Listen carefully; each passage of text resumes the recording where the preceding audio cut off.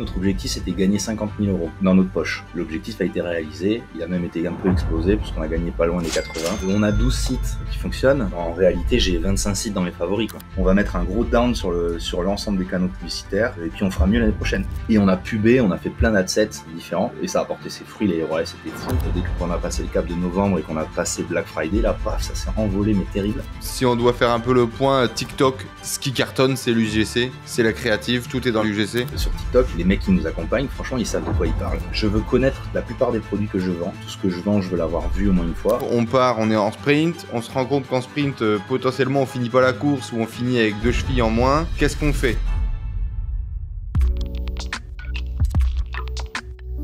Hello les amis, j'espère que vous allez bien. Bienvenue dans cette nouvelle interview d'e-commerçant. On est aujourd'hui de retour avec Robin. Salut Robin. Salut Enzo, salut à tous. La dernière fois qu'on avait vu Robin, il était passé de 0 à 45 000 € par mois avec son business en un an.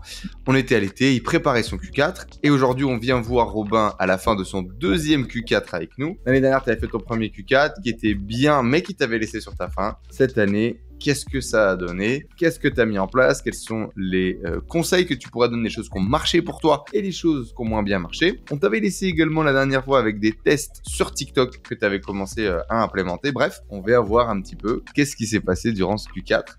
Alors, dis-nous tout.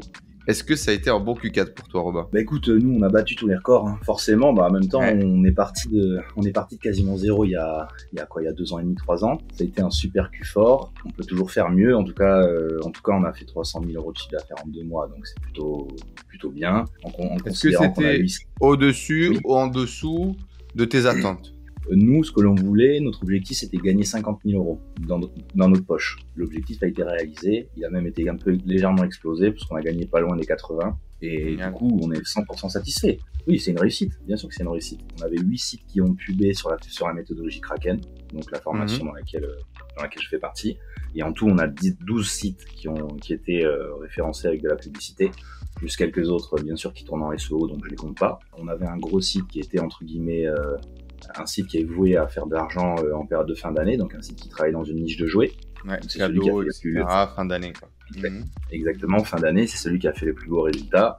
Donc je sais que les gens sont très intéressés par le chiffre d'affaires et autres. Donc moi j'ai détaillé un peu le chiffre d'affaires dans mes différentes niches. Donc le site de jouets en novembre il fait 56 000 € et en décembre il fait 86 de CA. Okay. Donc c'est celui qui est forcément... Donc quasiment 50% de chiffre d'affaires total, quoi, à lui tout seul.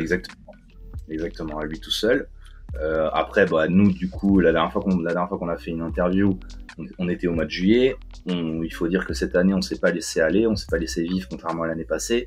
On a préparé notre Q4 dès le mois de juillet. Donc, on a mis en place des choses, on a travaillé sur des canaux d'acquisition de trafic différents que exclusivement Google Ads. On a fait de la publicité sur catalogue Instagram, on a fait de la publicité sur Microsoft Bing. Là où on était très peu présent à l'époque. Donc, sur l'ensemble de notre parc, on est passé chez Bing.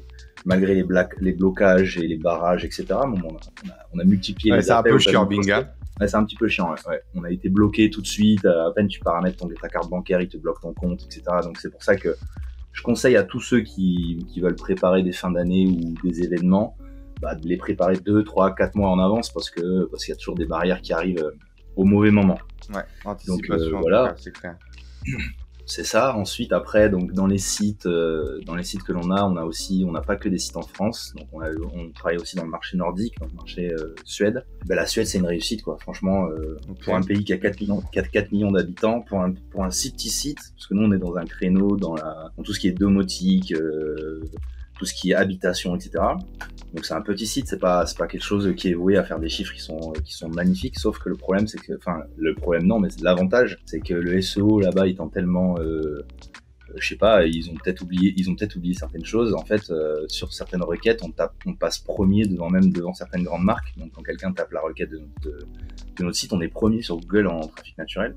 Ce qui veut dire que ça nous coûte très peu cher en publicité et ça nous ramène des ventes en trafic SEO avec des fortes marges.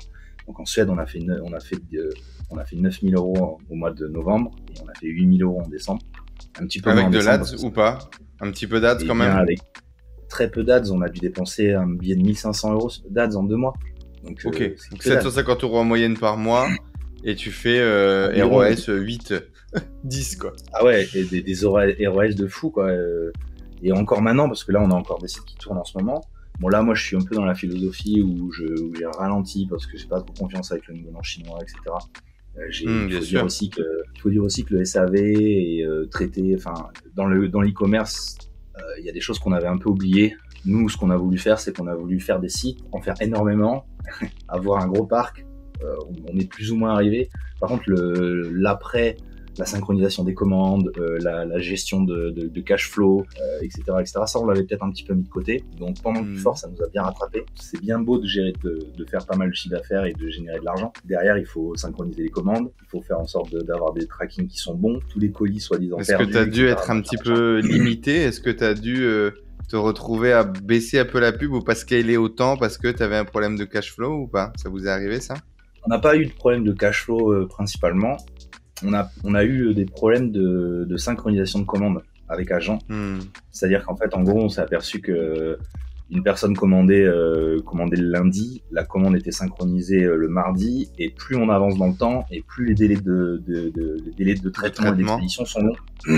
Ouais. Donc en fait, nous, on a pris une décision parce que finalement, sur l'ensemble de nos sites, comme je disais, en décembre, on a fait 174 000 € de chiffre d'affaires. Sauf que ce que l'on a réellement fait, c'est que moi, j'ai une femme qui est exceptionnelle et très sage, qui s'appelle Charlotte. Et Charlotte, elle a très peur de plein de choses en général. Donc elle est là pour m'apaiser.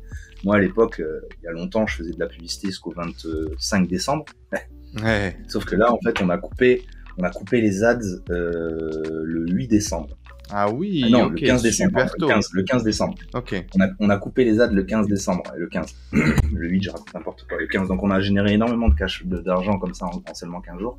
Et on a décidé de couper parce que justement, les temps de traitement avec la Chine étaient devenus très longs. Et j'ai eu quand même peur, notamment dans le site de jouets, de ne pas pouvoir livrer les commandes. De ne pas pouvoir honorer les commandes et de gérer un SAV de merde, quoi. Ok. Ça a été ça. Et en fait, le truc, c'est qu'on a passé des caps sur Stripe qu'on avait jamais passé. Donc on a passé des caps de vérification, etc. Donc des blocages, l'argent qui restait bloqué, enfin des choses que toi tu connais très bien et que pas mal d'e-commerçants qui génèrent de l'argent connaissent. Et d'ailleurs je souhaite à tous les e-commerçants de connaître ce genre de problème là. Ouais, mais du coup ça te met un petit coup de chaud quand ils bloquent 100 000 balles ou 50 000 balles sur ton Stripe et que tu te dis quand est-ce que ça va être débloqué, comment est-ce que ça marche, etc. C'est ça, en fait, nous, ils nous ont bloqué des sous-comptes parce qu'on a un compte général avec pas mal de sous-comptes, donc ils nous ont bloqué des sous-comptes, ils nous ont donné des documents, etc., chose qu'on leur a donné, bien sûr. Mais ça met un petit coup de pression. Après, derrière, ils nous ont averti qu'au bout de, je sais plus, je crois, 8 ou 9 litiges, ils décalaient les paiements, ils retardaient l'argent à hauteur de 75%, etc. Donc c'est pour ça qu'on a pris cette décision de se dire, le 10 décembre, on a commencé à en discuter entre nous, on s'est dit, voilà, on se pose, c'est pas grave, on va mettre un gros down sur l'ensemble des canaux publicitaires et puis on fera mieux l'année prochaine. Ok, ouais, ça a été sage. C'est-à-dire que donc grosso modo, on est en sprint, on se rend compte qu'en sprint, potentiellement, on finit pas la course ou on finit avec 2 chevilles en moins. Qu'est-ce qu'on fait? Est-ce qu'on continue de sprinter, on essaye de faire 400 000 sur décembre au risque de se faire amputer après, ou est-ce que on ralentit maintenant et on vise long terme? Je pense que ça a été effectivement sage. Si vous êtes par exemple flagué sur Stripe, sur PayPal, etc., qui commencent à vous mettre des restrictions, par exemple en bloquant 25% du cash qui rentre, c'est des blocages en général que vous enlevez plus ou avec énormément de difficultés. Moi, j'opère depuis plus de 2 ans et demi maintenant avec un PayPal à 20%, je pense, de rétention sur 60 jours. Il y a toujours des fêtes ou des pics de vente, etc., qui fait que on me l'enlève jamais. Et pourtant, j'ai eu des rendez-vous, des trucs, des machins, tu te donnes des preuves, des trucs, du cash à droite, à gauche, ça en bat les couilles. Et donc, indirectement, c'est quand même handicapant. Nous, on est monté jusqu'à 160 000 € en attente sur PayPal, 90 000 € en attente sur Stripe. Bah forcément, ça t'empêche un peu de développer, de scaler comme tu en aurais envie, quoi. Donc, je pense que pour le coup, la décision sage est toujours la plus smart, surtout, encore une fois, quand on est sur une vision long terme, que l'objectif, c'est de continuer d'opérer pendant encore quelques années. Exactement, ouais, c'est très bien résumé. De toute façon, nous, ce que l'on veut, c'est avoir une gestion parfaite de l'ensemble de notre cheminement d'achat de A à Z. C'est-à-dire que là, aujourd'hui, création de site, création de catalogue, sourcing produit, on est dans les clous, c'est bon, on commence à gérer. Maintenant, on veut un contrôle qualité, on veut un contrôle agent, on veut des produits qui arrivent rapidement. On est dans une stratégie de pourquoi pas faire du stock. Donc on a loué un local en France. Enfin, on travaille avec des partenaires en Espagne qui nous font du stock en Espagne. Et là, du coup, on est bientôt en train de faire du stock en France également pour pouvoir justement pallier ces pics d'activité sur, entre guillemets, les pseudo-winners de chaque site pour pouvoir satisfaire les commandes au plus rapide et pour surtout avoir un service qualité. Et puis derrière, moi, je suis quelqu'un qui apprécie les avis clients, qui fait la chasse aux clients contents, etc. J'ai tendance à les appeler moi-même, etc. Enfin, j'ai toujours fait ça depuis le départ. Et ça, je veux pas le changer, en fait. C'est ça, depuis ma première boutique, j'appelle les clients. Enfin, avant, je prenais le temps de les appeler à chaque commande. Maintenant, j'ai beaucoup moins le temps, mais j'aime bien faire ça. Et sur certains sites qu'on a lancé. Tout à l'heure, tu parlais du mois de juillet, la dernière fois qu'on s'était arrêté. On était dans une stratégie donc de faire des UGC sur TikTok et de les laisser tourner en trafic naturel, etc. pour voir ce que ça nous ramenait comme trafic. Donc on est dans une niche du bien-être. Je vous divulguerai pas le site, j'en suis navré, mais bon, on est dans une niche du bien-être en tout cas. Sûr. Une niche qui est potentiellement 100% à même à être développé sur ce genre de réseau, parce qu'on peut pas développer n'importe quoi sur ce genre de réseau. Et en fait, au niveau du contrôle qualité, etc., là, sur TikTok, donc nous, on a fait une chaîne en trafic naturel pendant 7 mois, et on a commencé à puber nos premières vidéos juste après notre dernière interview, donc au mois d'août, on a lancé de la pub. Ok, donc tu as commencé à faire de la pub sur TikTok à peu près août-septembre, quoi. Ouais, c'est ça. On a démarré mi-août vers le 10 août, quelque chose comme ça, avec des petits budgets tranquille. Pour tester quoi. 30 euros par jour, 40, 50, on est monté, etc. Il s'avère que, en fait, on a pris les meilleures vidéos, les vidéos qui avaient le plus de vues, etc. On en a retravaillé certaines. C'est-à-dire qu'on a pris les vidéos qui ont le plus de vues, on a refait des UGC sur ces vidéos-là, sur ces produits du moins. Et on a pubé, on a fait plein d'adsets différents, on a pubé et ça a porté ses fruits, les ROI c'était fou. Ce que j'ai oublié de dire, en tout cas pour tous les e-commerçants qui ont vécu le Q4, je pense que tout le monde est d'accord pour dire qu'au mois de septembre c'était compliqué. Le Q4 il a mis du temps à démarrer cette année, en tout cas nous concernant. Donc au mois de septembre c'était pas terrible, on se posait des questions et par contre dès qu'on a passé le cap de novembre et qu'on a passé Black Friday là, paf, ça s'est envolé mais terrible. Et donc pour le site qui tournait sur TikTok c'est exactement pareil, on a fait de la pub au mois d'août, on était tout juste break-even, tout juste, et au mois de septembre on a commencé à gagner de l'argent et au mois de novembre ça a explosé, ça a cliqué dans tous les sens. On a fait à peu près 4800 € de publicité sur TikTok. On a généré 21 000 € de chiffre d'affaires au mois de novembre. Donc c'est très propre, en sachant qu'on a des très fortes marges sur ces produits-là.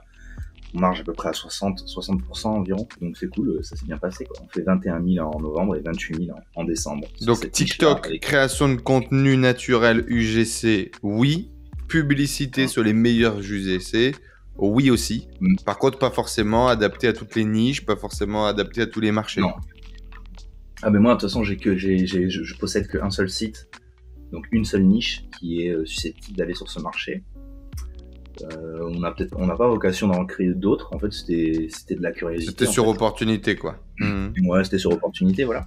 Aujourd'hui, on a des problématiques pour recréer des vidéos parce que mon contact qui nous permettait d'avoir ce genre de vidéos, malheureusement, est parti faire autre chose. On essaye de faire ça correctement. Mais du coup, on a conservé tout ce que l'on avait et on a décidé d'aller sur Facebook pour revenir sur la vieille méthode il y a longtemps. Sur Facebook, dans cette niche-là, parce que cette niche y prête vraiment fortement. Et ça va démarrer là au mois de mars. On va essayer de le remettre. Ok, tu vas rebalancer du coup de la pub sur Facebook et tester un peu, voir ce que ça donne, avec tes meilleurs UGC, j'imagine, de TikTok. Bien sûr, oui. Ouais, voilà. Et puis avec mes audiences aussi, tu vois, je vais corréler mes audiences, je vais les balancer sur Facebook. Comme ça, je vais essayer de voir un peu ce que ça donne. On verra bien. On verra bien, mais je pense que ça devrait bien se passer. Mais après, sinon, donc, du coup, si on doit faire un peu le point, TikTok, ce qui cartonne, c'est l'UGC, c'est la créative, tout est dans l'UGC. De toute façon, c'est le principe même de ce réseau social, hein. Tout est dans l'UGC, tout est dans la vidéo, tout est dans la mise en valeur du produit que tu veux vendre. En sachant qu'à la base, TikTok, c'est pas forcément un réseau qui est fait pour vendre, c'est-à-dire que tu peux pas mettre un bouton acheter maintenant, etc. Enfin, sur du trafic naturel. C'est un réseau qui capte quand même pas mal de jeunes, donc population entre 16 et 30 ans. Après, je pense que passer ce cap-là, passer 35 ans, il y a pas trop de monde qui sont sur ce genre de réseau. Donc si on n'a pas le produit qui convient à cette audience-là, bah, ça sert à rien d'y mettre les pieds, quoi. Enfin, je veux dire, sinon on perd son temps. Par contre, au niveau de la publicité, pour avoir eu des gens en interne chez eux, il y a un super, enfin franchement, contrairement à Google, parce que Google, les gens qui nous accompagnent, ils sont pas forcément tous de grande qualité. Mais sur TikTok, les mecs qui nous accompagnent, franchement, ils savent de quoi ils parlent et ils te donnent des tuyaux, mais nous, ils nous ont donné des super conseils en nous disant faites ça. Donc les account managers de chez TikTok sont compétents. Ouais. Bah, franchement, oui. En tout cas, ceux avec qui on a discuté, ils étaient très compétents. C'était pas des jeunes de 20 ans, machin, c'était des gens, c'était des ingénieurs, des mecs qui savent de quoi ils parlent. C'était pas juste des commerciaux, quoi. Non, c'était pas juste des commerciaux. Ils prennent soin de leurs clients, en tout cas, qui font des ads chez eux. Peut-être parce qu'ils ont peut-être ils réalisent moins de CA que Google et que d'autres. Google, ils s'en foutent un peu de nous. Google, si t'as pas un compte administrateur, de toute façon, tu peux pas les joindre. Donc, il faut commencer à peser un peu pour pouvoir discuter. Comme ça, c'est fait. Bah, bien sûr. Et comme ça, c'est dit, hein. Bah, ouais, bien sûr. Bah, tu confirmes, non? Enfin, je sais pas. Je veux dire, bien sûr, quand j'ai commencé, Google, j'arrivais pas à les avoir. Aujourd'hui, c'est ok, tu vois. Quand j'appelle le standard, je mets mon numéro de compte Google Ads, ils me répondent. Mais si j'arrive avec un compte lambda que j'ai créé, ils te disent désolé, mais nous n'avons pas de service téléphonique, quoi. Allez, vas-y, rentre chez toi. Exactement. Complètement. Ouais. Alors du coup, là, on a parlé de TikTok. On a parlé des marchés exotiques, un peu des marchés plus inexploités. On a l'impression que toutes ces stratégies-là que tu as pu tester, elles ont fonctionné. Ça a été quoi la stratégie qui te permis justement là de passer de quelques milliers d'euros par mois à 300 000 balles en 2 mois? S'il y avait une stratégie sur laquelle te focaliser, et c'est peut-être celle sur laquelle tu vas te focaliser cette année, ça serait laquelle? Bah, de toute façon, c'est pas quoi le gros domino? Nous, le gros domino, ça a été de revoir la qualité de l'ensemble de notre intégration produit. Ouais, les produits, encore un qui le dit. Je veux dire, voilà, intégrer des produits à la va-vite ou avec des images pas forcément pompées d'AliExpress, retravaillées, etc. Faire court. Voilà, je veux dire, nous, on a retravaillé toutes nos images, on les a toutes mises sur des fonds blancs, on a fait un copywriting de très bonne qualité, on a travaillé avec des IA, on a travaillé avec des IA qui rédigent encore à nouveau un contenu rédigé par un IA, excuse-moi du terme, j'espère que tout le monde m'aura compris. Donc on a vraiment fait des choses assez qualitatives, et en fait on s'est aperçu que sur la plupart des produits sur lesquels on était revenus, bah, c'est ceux qui nous ont fait gagner de l'argent, quoi. Le mot d'ordre, c'est ça, c'est avoir des sites gros catalogues, oui, mais pas intégrés à n'importe comment, quoi, voilà. On n'intègre pas des produits comme ça pour intégrer des produits parce qu'il en faut. On intègre des produits de manière qualitative, en suivant une to-do list très précise. On fait des bons attributs. Enfin voilà, il faut que les sites soient très bien conçus. Par contre, ce principe-là, si le site est bien conçu, qu'on travaille avec des bonnes images et que le customer il comprend bien ce qu'on veut lui vendre, eh bien, bah c'est la clé de la réussite, quoi. C'est ce qui marche. Ok, génial. Ouais, ça fait 2 ans du coup maintenant que tu t'es lancé en SEO, SEA. C'est quoi le bilan? Bah, le bilan, c'est bien, c'est beau. Ouais, c'est beau, c'est bien. On va pas s'arrêter là. On va continuer sur ce même. Continuer de développer de nouveaux sites, améliorer l'existant. C'est quoi le plan pour vous? Bah, le plan pour nous, c'est améliorer l'existant par l'intermédiaire d'une intégration produit très qualitative. Je veux connaître la plupart des produits que je vends, c'est-à-dire que tout ce que je vends, je veux l'avoir vu au moins une fois, d'où le départ en Thaïlande, etc., de la Chine. Je veux vraiment mettre mon pied dedans et aller voir ce que je mets en valeur sur mes sites. Okay. Donc aller le voir à la source, en fait. Je veux aller à la source pour voir exactement ce que je vends et trouver les meilleurs prix de vente, trouver la meilleure qualité, etc. Voilà. Je pense que plus on va avancer dans le temps et moins on peut pas prendre les clients pour des cons. Ça marche plus. Ça a marché à une époque, mais maintenant c'est terminé. Donc quand on vend des produits à un certain prix, on se doit de livrer des choses de qualité. Donc moi ça je mets vraiment c'est dans ma to-do list 2024-2025, savoir exactement ce que je vends. Et puis conserver le parc existant, essayer de le scaler encore plus. Je sais pas si c'est réellement possible, mais enfin en tout cas le faire vivre et faire en sorte qu'il génère autant de chiffre d'affaires que ce qu'il en a généré. Et puis après, surtout, c'est attaquer des marchés qu'on connaît pas aujourd'hui. Donc, ça fait très très longtemps que j'ai envie d'attaquer les marchés américains. Donc, on y va. Donc, cette année, marché américain. Donc, sur d'abord une stratégie, j'imagine, SEO, SEA. ou tu vas utiliser aussi un peu stratégie TikTok? Qu'est-ce que tu veux faire? Bah, on développe des sites, on fait du testing de niche. Donc on sort un petit peu enfin on est dans une philosophie Kraken, mais on sort un petit peu des rangs où on va faire des sites avec des énormes catalogues, etc. On va plus faire des sites nichés. On fait du testing, on voit si ce que l'on fait, il y a éventuellement un répondant et une demande. Et une fois qu'on a validé la demande, on met en stand-by, on fournit et on bâtit le site. Produits, catalogue, et on bâtit le site. Exactement. Et on bâtit le site, on fournit gros catalogue. Donc en 2 étapes. D'abord un petit test et ensuite on bâtit. C'est ça. On a 2 sites là actuellement. On a 2. Enfin, on peut dire qu'on en a 3, mais on en a réellement 2 là qui sont en testing justement. Alors, en testing. Il y en a un qui a l'air de plutôt prendre. L'autre, à mon avis, l'autre il va faire beau dans mes favoris, puis il va en rester là. Et puis on va là. Ouais, parce que j'ai pas mal de sites dans mes favoris ils font beau, mais c'est tout, pas plus quoi. Et donc du coup on fait du testing comme ça, donc on a un certain répondant, on voit que ça clique, on voit qu'il y a de l'impression, on voit que ça intéresse les gens, etc. Et on va les développer dans ce sens et continuer dans la stratégie Google Ads. Moi j'apprécie énormément Google Ads du fait de sa précision, de sa lenteur et du fait que tu peux vraiment contrôler l'annonceur que tu as en face de toi, tu sais un petit peu où tu vas. Voilà, et puis après on va développer, on a un compte Microsoft Bing, donc allons-y, hein. Microsoft c'est quasiment la même chose, donc allons chez Microsoft. On essaye, on a vocation en 2024 à peut-être aller un petit peu plus sur Facebook que ce que l'on était auparavant. Ouais. Faut dire on a un petit peu plus les moyens maintenant, donc on peut se permettre de faire du testing. Qui dit testing dit accepter de pouvoir perdre de l'argent de temps en temps, parce qu'un e-commerçant il ne fait pas que gagner de l'argent en permanence. Ça, il faut le dire aussi. Donc on peut se permettre ça. Donc voilà, mêler ces trois canaux d'acquisition de trafic là. TikTok, moi je l'oublie pas. Bien sûr que non. Le truc c'est que j'ai cette volonté de retrouver, de pouvoir faire des vidéos très qualitatives. Un partenaire pour tes voilà. UGC. Voilà, mais pas un partenaire qui me prend 1000 euros la vidéo, quoi. Voilà, c'est ça en fait en gros le truc. Si je veux trouver quelque chose de correct, en fait, quelque chose qui nous permette à tout le monde. Qui te permette de faire du volume sans que ça te coûte trop cher. Ouais. Exactement. Donc ça, je l'oublie pas, bien sûr que non. Et puis ça sera déjà pas mal. Hein. Je veux dire, si une année passe très vite, si on arrive à faire tout ça en un an, putain, ce sera déjà beau, quoi. Ça sera déjà très beau. Et puis on verra bien, on fera le point fin d'année 2025. Nous, notre objectif, c'est pas compliqué, c'est que cette année, on s'approche presque, pas tout à fait, on s'approche presque du 1 million d'euros de chiffre d'affaires sur un an, sur l'ensemble de nos sites. Et on a dit, si on fait 2 millions à la fin de l'année, franchement, on est réglé, quoi. C'est beau. Donc faire x2, quoi, par rapport à l'année dernière, un peu plus de x2.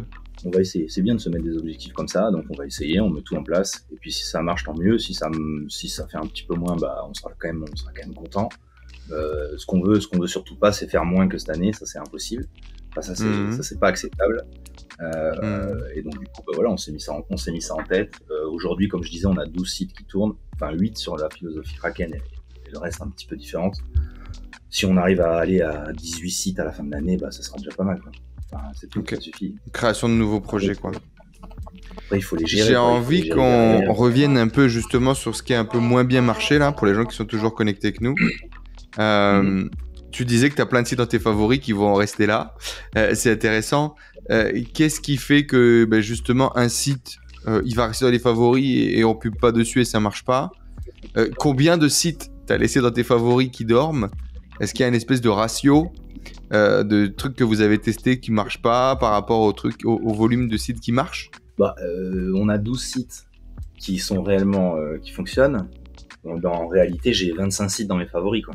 Ok, donc tu dirais que tu en as 1 sur 2 qui à un moment donné t'as laissé de côté, quoi. Oui, parce que la niche m'a moins intéressé, parce que finalement je me suis aperçu que le produit il était pas si qualitatif que ce qu'il en avait l'air, parce qu'il y a parce que moi, comme je te dis, j'aime bien que le client il soit satisfait. Je suis dans une vie antérieure, je travaillais avec l'humain, etc. Donc je suis quelqu'un qui aime les êtres humains, machin, tout ça. Donc quand les gens sont pas satisfaits de ce que je vends, ça me saoule et donc du coup j'ai tendance à laisser tomber. Ça veut pas forcément dire que ce sont des mauvais projets. C'est juste typiquement on a voulu se mettre dans des produits type anti-moustique, etc. Clairement c'est de la merde. J'ai laissé tomber. On a voulu se mettre dans des bracelets dans des bracelets de type de pierre, etc. machin. Et finalement, c'était pas qualitatif du tout, donc on a laissé tomber.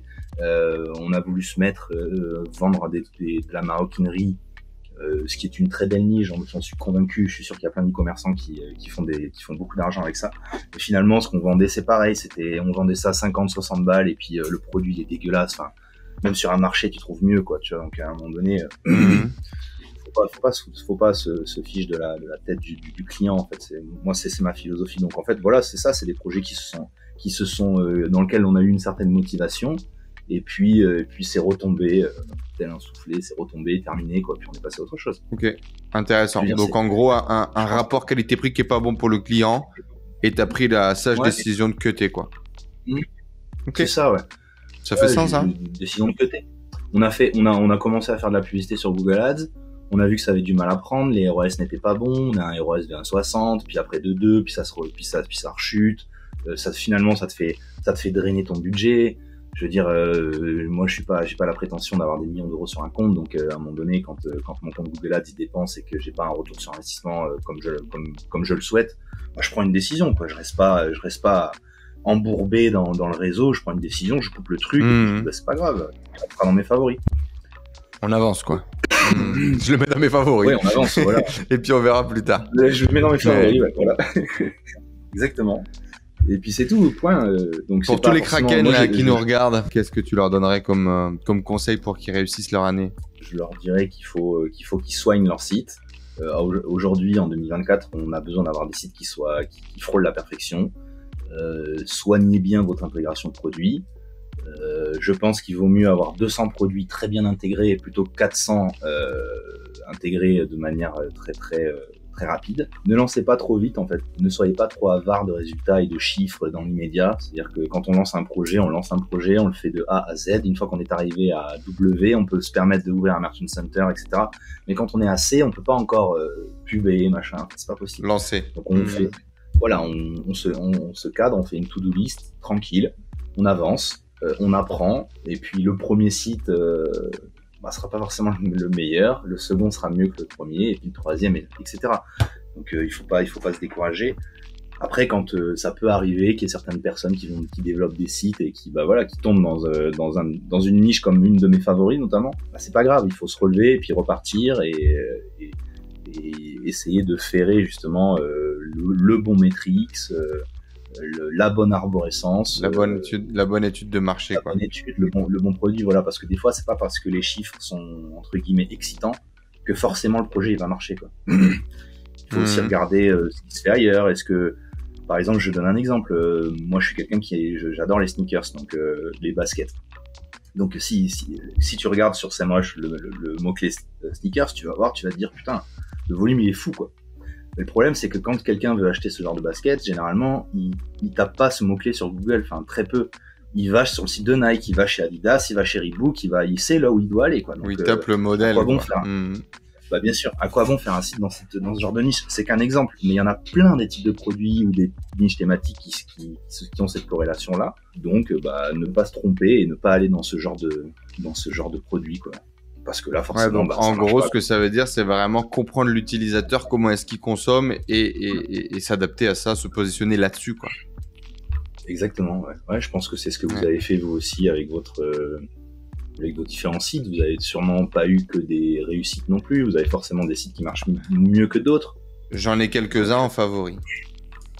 Voilà, on en a tous en favori. Enfin, après, ça serait se mentir de dire que tous nos projets fonctionnent. C'est pas possible. Donc, en général, voilà ce que je peux en retirer, en tout cas. Mais du positif, ça c'est sûr.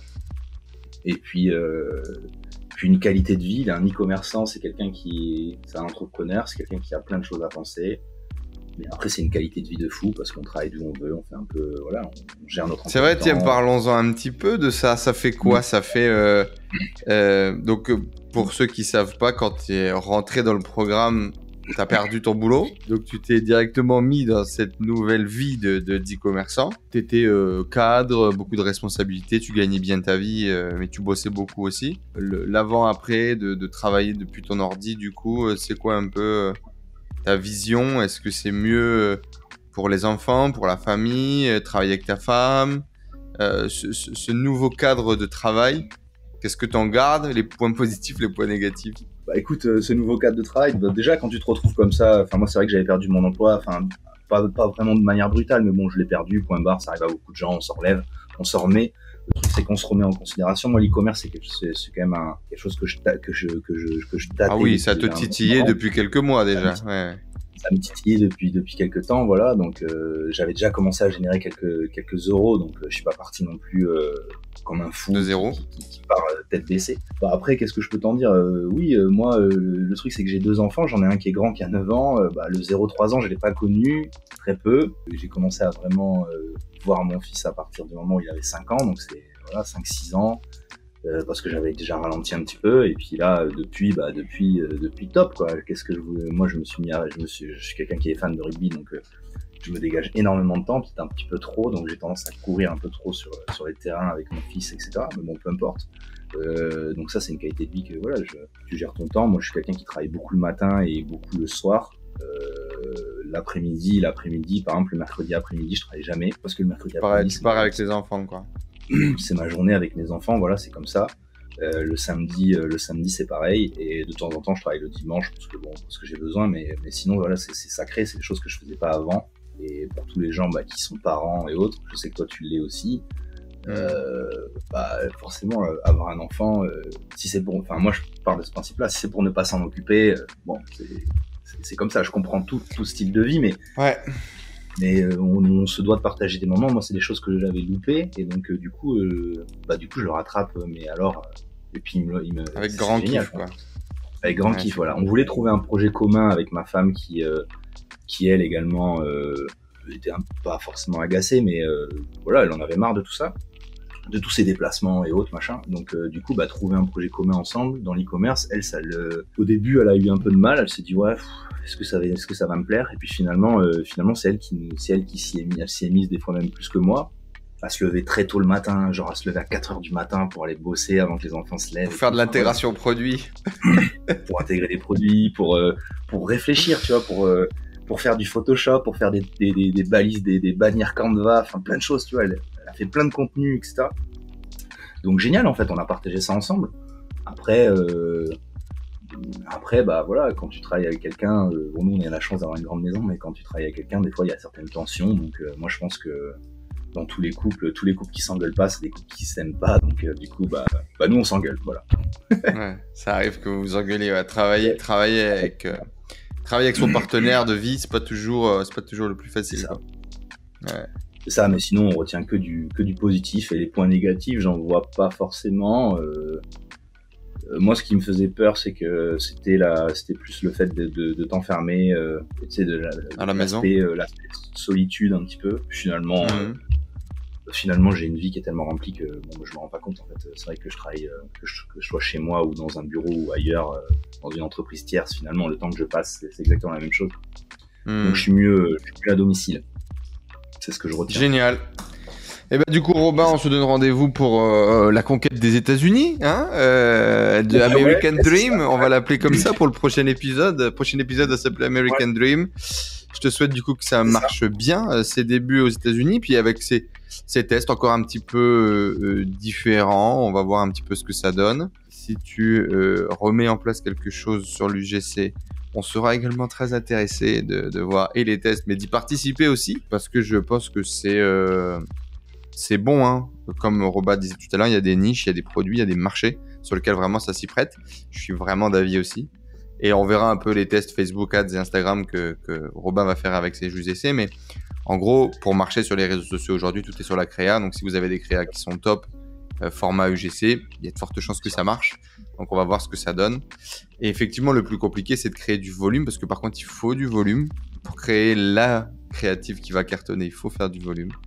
Donc on va voir ce que ça donne, mais en tout cas félicitations pour ces résultats, c'est très très beau résultat, le parcours est beau, et puis 2 millions d'euros, et puis la conquête des États-Unis, allons-y, c'est parti, bonne année 2024, et merci encore une fois pour ta transparence, ton partage pour la communauté. Donc là, vous partez Ouais. tout de suite en mode long terme ou d'abord on fait un petit voyage? Bah, en fait, le truc, c'est qu'on a eu un coup dur dans la famille au mois d'août. Voilà, ma femme, malheureusement, a perdu son papa. Donc, normalement, on était censé partir là, on partait là. Donc, il y a plein de choses qui se sont, sur un terme familial, il y a plein de choses qui se sont, qui ont changé.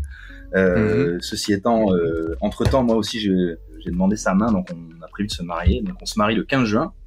On part en Thaïlande, le 8-9 juillet pour un mois. On signe tout là-bas et rentrée janvier 2025, on part en Thaïlande. Pour les enfants à l'école. Pour les enfants à l'école. Ok, donc expatriation, là c'est parti. Waouh, donc ok, ça va être une année très très très chargée pour vous. Félicitations. Ah, ça va être chaud. Je suis étonné que vous n'étiez pas mariés déjà. Vous aviez jamais pris le temps de vous marier, quoi. Non, on n'était pas axés, mais on n'a jamais pris le temps de se marier. Les choses vont vite. Ça, au bout de 11 ans de vie commune, bah, si tu veux, voilà. Donc on a décidé de marquer le coup et donc on se marie le 15 juin. Ça va être cool. Et vous allez faire du coup une petite fête avec une robe blanche sur la plage à Koh Lanta.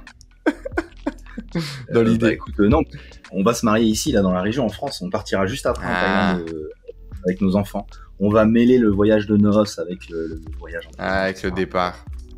Génial. Exactement, ouais. Bah, félicitations pour tout ça, en tout cas, Robin. C'est top. Et puis, on va suivre, bien évidemment, la continuité de ces aventures. Bien évidemment, si vous voulez, vous aussi, vous lancer dans l'e-commerce, monter des sites e-commerce stables, long terme et revendables, la méthode Kraken, c'est le programme d'accompagnement qu'on a créé pour vous aider à créer ces sites internet. D'ailleurs, Robin, en plus d'en avoir fait partie, aujourd'hui, il accompagne nos e-commerçants avec des séances de coaching hebdomadaires qu'on met en place pour les aider à développer leur business. Le lien est dans la description. N'hésitez pas, si ça vous intéresse, de venir nous rejoindre. Robin, merci beaucoup. On se dit à bientôt dans notre prochaine aventure. Ça roule, Et écoute. puis, à tantôt. Ciao, ciao tout le monde.